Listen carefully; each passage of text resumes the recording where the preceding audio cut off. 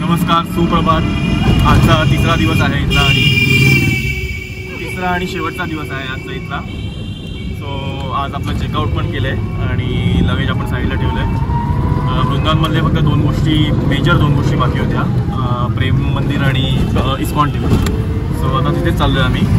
तिथे दर्शन घेऊ आणि तिथून मग परत रूमवरती जाऊन बॅग घेऊ आणि दिल्लीला जाऊ. दिल्लीवरून आमची संध्याकाळी फ्लाईट आहे. सो आता प्रेम मंदिरला. हे समोर प्रेम मंदिर आहे.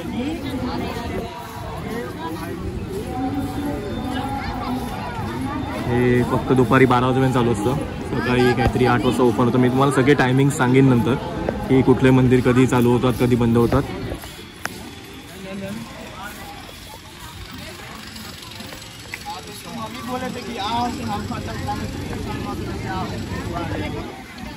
इथे आतमध्ये कॅन्टीन पण आहे. जर तुम्हाला काही खायचं वगैरे असेल तर इथे तुम्हाला कॅन्टीन पण मिळेल प्रेम मंदिरमध्येच.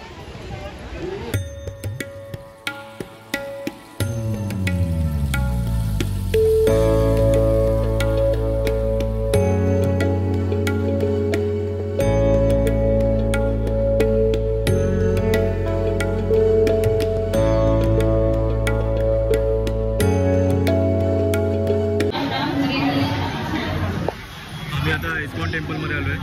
इथे बलरामांचं पण मंदिर आहे.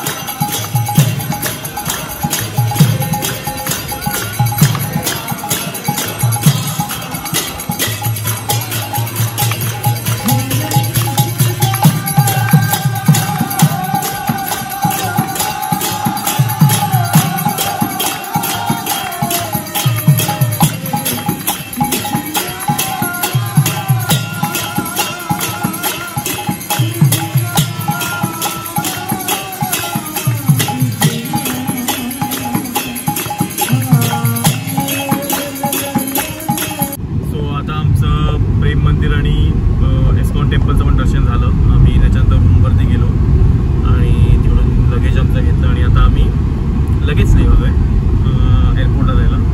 सो तिथून 3.5 तास दिल्ली एअरपोर्ट आहे. सो आता 2 वाजलेत. आम्ही 5-5:30पर्यंत पोहोचू दिल्ली एअरपोर्टला. संध्याकाळी 8ची फ्लाईट आहे आणि झालं एवढंच. वृंदावन आणि मथुरा फिरायचं होतं. सो बऱ्याचशा गोष्टी कवर करायच्या राहिल्या, काही गोष्टी, कारण का खूप गर्दी होती आणि प्रॉपर मॅनेजमेंट नाही आहे वृंदावनमध्ये. काहीच क्राऊड मॅनेजमेंट नाही आहे आणि त्याच्यामुळे थोडा इश्यू होतो. आणि गर्दी खूप असल्यामुळे, कारण का वीकेंड लागून आले होते, 2-3 सुट्ट्या होत्या आणि खूप गर्दी झाली त्याच्यामुळे. म्हणून जास्त कुठे ब्लॉग नाही करू शकलो, काहीच कवर नाही करू शकलो. पण जे काही केलं आहे कवर ते ब्लॉगमध्ये टाकलं आहे. आणि तुम्ही जर येणार असाल वृंदावनला तर सुट्ट्या अवॉइड, म्हणजे जर कुठल्या कंटिन्युअस सुट्ट्या लागून येत असतील, हॉलिडेज वगैरे असेल, बँक हॉलिडेज वगैरे, तर थोडं अवॉइड करा जर तुम्हाला पॉसिबल होत असेल तर. कारण का इथे क्राऊड मॅनेजमेंट अजिबात नाही आहे. बाकी एक्सपिरियन्स चांगला होता. जेवण जसं पाहिजे तसं नाही मिळालं सगळीकडे, पण तरी ठीक आहे, म्हणजे चालून गेलं. मंदिरं सगळी छान आहेत. खूप चांगल्या मूर्त्या आहेत तिथे. आणि बस हा एक्सपिरियन्स होता, चांगला एक्सपिरियन्स होता. बाकी आपण लोकांना विचारलं त्यांचा एक्सपिरियन्स कसा होता. तुमचा एक्सपिरियन्स कसा होता? छान होता, खूप छान होता. फक्त जेवण हवं तसं मिळालं नाहीये. ओके. सो नेक्स्ट टाइम थोडंसं अजून एक्सप्लोअर करायचा विचार करू आलोच तर, किंवा मग स्वतःचं काहीतरी नक्कीच कॅरी करणार व्यवस्थित. कारण जेव्हा आपलं पोट नसेल भरलेलं तर आपल्याला तेवढी मजा पण नाही करता येत. ओके. तुझा एक्सपिरियन्स काय होता प्राजक्ता? छान होता. परत येऊ जर इकडचं मॅनेजमेंट ह्याच्यापेक्षा जरा बेटर झालं तर, मे बी आफ्टर 5-10 इयर्स, जेव्हा इथे पण कॉरिडोर बनवतील जसं बाकीच्या जागेवर बनवलं आहे. सो होप की आपण परत येऊ. इथे पण चालू आहे कॉरिडोर बनवायचं, पण खूप पॉलिटिकल इश्यूज आहेत, खूप त्यांचे आतमधल्या गोष्टी आहेत ज्या आपल्याला माहीत नाही. बट ठीक आहे, जर परत यायची अपॉर्च्युनिटी मिळेल तर